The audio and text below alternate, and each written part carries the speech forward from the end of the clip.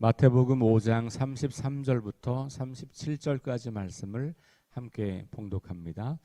또 옛 사람에게 말한 바 헛 맹세를 하지 말고 내 맹세한 것을 주께 지키라 하였다는 것을 너희가 들었으나 나는 너희에게 이르노니 도무지 맹세하지 말지니 하늘로도 하지 말라 이는 하나님의 보좌임이요 땅으로도 하지 말라 이는 하나님의 발등상임이요 예루살렘으로도 하지 말라 이는 큰 임금의 성임이요 내 머리로도 하지 말라 이는 내가 한 터럭도 희고 검게 할 수 없음이라. 오직 너희 말은 옳다 옳다 아니라 아니라 하라. 이에서 지나는 것은 악으로부터 나느니라. 아멘. 오늘 이제 산상설교에서 율법에 관한 재해석의 네 번째 율법입니다. 맹세와 관련된 말씀을 오늘 우리에게 들려주고 있습니다. 핵심을 말하자면 모세의 율법에서는 맹세를 할 수 있는데 맹세를 하나님의 이름으로 하라 이런 거예요. 왜냐하면 너무 가볍게 맹세를 하니까 맹세할 때 하나님의 이름을 걸고 하면 그게 좀 무게가 있으니까, 그리고 그걸 지키려고 해야 되니까. 그래서 맹세를 할 때 헛 맹세는 하지 말고 진실한 맹세를 하고, 그럴 때 하나님의 이름으로 맹세하는 것, 이런 게 있어요. 뭐 서원한다 이런 거 있잖아요. 그게 다 하나님의 이름을 걸고 맹세하는 거잖아요. 그런데 그 율법은 이런 겁니다. 레위기 19장 12절이에요. 너희는 내 이름으로 거짓 맹세함으로 내 하나님의 이름을 욕되게 하지 말라.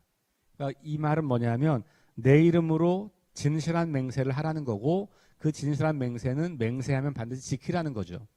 그러니까 하나님의 이름으로 맹세를 한다면 반드시 지켜야 하고, 그렇게 못하는 거라면 그거 하나님의 이름을 망령되이 일컫는 거다. 그러니까 맹세할 때 신중하게 하고 하나님의 이름을 사용한다면 반드시 지켜야 돼. 이런 게 강조점인 거예요. 민수기 30장 2절에 가면 사람이 여호와께 서원하였거나 결심하고 서약하였으면 깨뜨리지 말고 그가 입으로 말한 대로 다 이행할 것이니라. 그러니까 서원한 거, 하나님께 약속하고 하나님 이거 해주시면 이거 해드릴게요 라고 하는 이런 맹세인 거죠. 그런 거 반드시 이행해라 이런 말씀이죠. 신명기 23장 21절도 비슷합니다. 내 하나님 여호와께 서원하거든 갚기를 더디하지 말라. 하나님 여호와께서 반드시 그것을 내게 요구하시리니 더디면 그것이 내게 죄가 될 것이다 이런 말씀이에요. 시편에도 50편 14절에 감사로 하나님께 제사를 드리며 지존하신 이에게 내 서원을 갚으며, 이렇게 구약에서 말하고 있는 하나님의 이름으로 맹세할 때 그것은 진실한 것이어야 되고, 그 진실함의 기준은 약속한 걸 반드시 지키는 것이고, 그게 되지 않으면 하나님의 이름을 망령되이 일컫거나 죄가 되는 거다. 이게 모세의 율법에서 말하는 거고, 그 사람들, 구약시대 사람들이 그렇게 생각을 했던 것이죠. 그런데 예수님께서 오늘 뭐라고 말씀하시냐 하면 맹세하지 마라, 도무지 하지 마라, 절대로 하지 말라는 거예요. 맹세는 하면 안 되는 거다. 예수님은 그렇게 말씀을 해 주시는 거죠. 자, 그러면 예수님께서 왜 그렇게 말씀을 하시는가? 너무나 많은 사람들이 자기의 말에 어떤 힘을 주기 위해서 하나님의 이름을 사용하는 거예요. 그러다 보니 당연히 그것을 지키지 못하거나, 아니면 하나님과의 관계에서 약속을 하는 게 아니라 자기와 어떤 사람과 사람 사이에서 약속을 하면서도 하나님의 이름을 거기에 넣어서 마치 내 말이 진실인 것처럼, 내 약속이 정말인 것처럼 강조를 하는데 그게 지켜지지 않는 일들이 너무 많은 거죠. 그래서 예수님께서는 이 맹세는 절대로 하지 말아라 이렇게 말씀을 하고 있는 겁니다. 율법 학자들과 바리새인들, 그 당시 예수님 당시에 이 모세 율법을 근거로 해서 정당한 맹세는 허용을 했던 것이죠. 그런데 예수님께서는 그거 안 된다 이렇게 말하는 거고, 그것을 십계명의 세 번째 계명, 여호와 이름을 망령되이 일컫지 말라라는 것과 연결을 하고 있는 거죠. 자, 그래서 이스라엘 백성들이 맹세할 때 하나님의 이름을 말하게 하는 것은 말을 좀 신중하게 하고, 그리고 한번 말한 것은 반드시 지켜서 그 말이 진실한 것임을 드러내야 하는 것이었다면 예수님 시대에 그런 것들이 많이 사라졌던 거예요. 그래서 예수님은 모세의 율법을 재해석하면서 너네들이 그 율법을 악용해서 너네들이 진실한 말을 하지 않고 헛된 맹세를 하면서도 그것을 악용하고 있다. 그래서 하나님의 이름이 더럽혀지고 있다라고 본 거죠. 그러니까 예수님께서는 이 약속을 하지 마라 이렇게 말하는 겁니다. 자, 그리스도인에게 모든 맹세는 사실 하나님과 관계가 없다고 쳐도 사람과 사람 사이에 약속을 한다고 할지라도 하나님과 관련이 있는 거죠. 왜냐하면 하나님이 증인이 되시기 때문에 그래요. 하나님은 늘 우리 곁에 계시는 분이고 하나님이 우리의 모든 삶을 지켜보시는 분이라고 하는 믿음이 있다면 내가 어떤 사람과 개인적인 약속을 한다고 할지라도 그것은 하나님이 증인이 되시는 것이죠. 그러니까 우리가 어떤 약속 혹은 맹세를 하려고 할 때 하나님의 이름을 굳이 사용하지 않아도 우리 신실한 그리스도인들은 하나님 앞에서 한 것처럼 그렇게 생각을 하고 해야 하는 거죠. 그러니까 내가 하는 말이나 주장의 신빙성을 더 강조하려고 거기 하나님의 이름으로 맹세할 거야 이런 얘기를 할 필요가 없다는 거예요. 그러니까 이미 우리는 율법의 조항을 지켜서 하나님과 관계를 맺는 사람이 아니라 이미 우리 안에 성령님이 계시고 우리의 삶의 주인이 되시고 우리의 모든 삶을 지켜보시는 하나님과의 관계를 유지하는 사람들이기 때문에 그런 말을 하지 않아도 이미 우리는 진실한 말을 해야만 하는 사람들인 것이죠. 우리 그리스도인들은 그래서 내가 이거 진짜로 말하는 거야? 그러면서 온갖 수식어를 갖다 붙이다가 하다 안 되면 이제 우리는 하나님의 이름을 사용한단 말이에요. 우리 옛 사람들은, 우리 옛 조상들은 이제 자기의 손가락을 걸었잖아요. 손에 장을 지진다 그랬단 말이에요. 근데 이 사람들은 뭐라 그랬냐면 여기 오늘 말씀 보면 이스라엘 사람들은 하늘로 하지 마라. 내가 하늘에 두고 맹세하는데 이런 말 하지 말라는 거죠. 두 번째는 땅. 내가 이 땅을 걸고 맹세하는데 이런 거 하지 말라는 거예요. 세 번째 예루살렘. 내가 이 예루살렘 성을 두고 맹세하니 이런 거 하지 말라. 근데 이 하늘, 땅, 예루살렘은 다 그 뒤에 보면 하나님의 보좌요, 그리고 하나님의 발등상이요, 그리고 큰 임금의 성 이렇게 말하잖아요. 여기 큰 임금도 하나님을 말해요. 그러니까 하늘이나 땅이나 예루살렘은 다 하나님의 이름과 관련이 있는 거. 그런 거 하지 마라. 그리고 나서 내 머리로도 하지 마라 이렇게 말하죠. 이거 뭐예요? 내 목을 내놓게 이런 거예요. 이 말은 이거 내가 꼭 지킬게 이런 말이잖아요.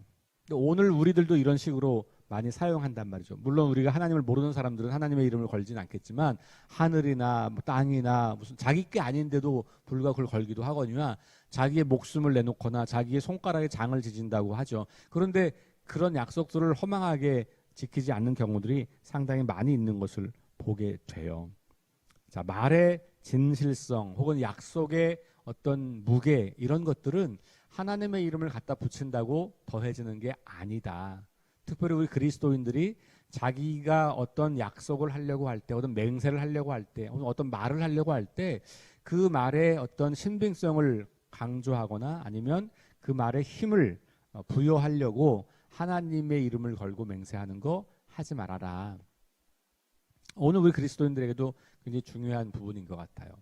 오늘날 특별히 사람과 사람 사이의 신뢰가 많이 깨어지고 이런 사회를 살다 보니까 약속하는 것 할 때 뭔가 신중하게 뭘 이제 갖다 붙이는 경우들이 있겠죠. 우리 사회에서도 계약을 할 때 계약금을 건다든지 이렇게 해서 뭔가를 좀 강화시키려고 하잖아요. 근데 그럴 때 우리가 이런 일들을 하게 되는데 특별히 우리 그리스도인들이 믿음의 사람들과의 관계에서뿐만 아니라 하나님을 모르는 사람들과의 관계를 할 때에도 이런 하나님의 이름을 사용해서 그 하나님의 이름을 망령되이 일컫는 일을 하지 않는 것 굉장히 중요하겠다. 이렇게 오늘 본문에서 배울 수 있겠고요.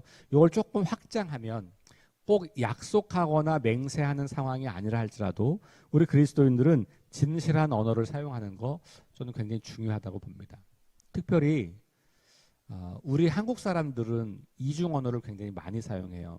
그게 뭐냐 하면 이거 이렇게 해주세요 이렇게 말하는데 사실은 그렇게 해주면 안 되는 경우들이 많아요. 아니면 괜찮아요 안 괜찮은 경우가 많아요. 그러니까 우리는 그냥 체면 문화가 있고 좀 겸양의 문화가 있다 보니까 뭔가 내가 정직하게 무슨 말을 하면 그게 약간 무례하거나 신뢰가 된다고 하는 생각들을 많이 하는 것 같아요. 그러다 보니까 내 속마음은 이건데 그렇지 않게 표현을 하고 상대방은 그걸 알아서 들어주기를 기대하는 거죠. 그렇게 꼭 그렇게 안 해도 괜찮아요. 근데 반드시 그렇게 해야 되는 경우들이 있는 거예요.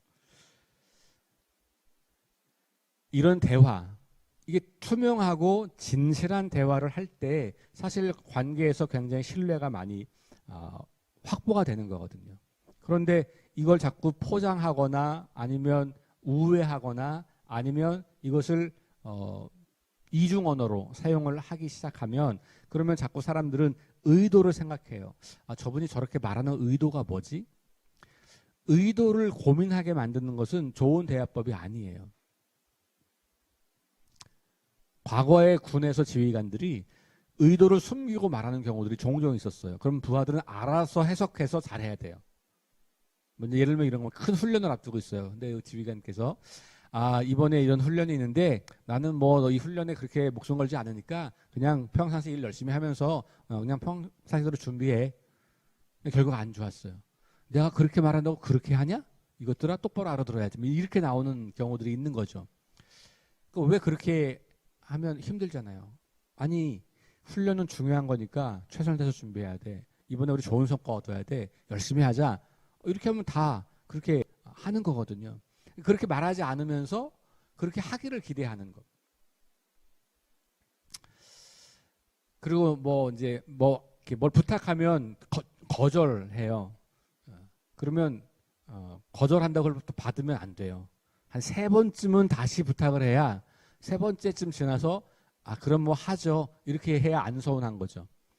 한 번 막 부탁했는데 거절하면 뒤에 가서 이제 속상한 거예요.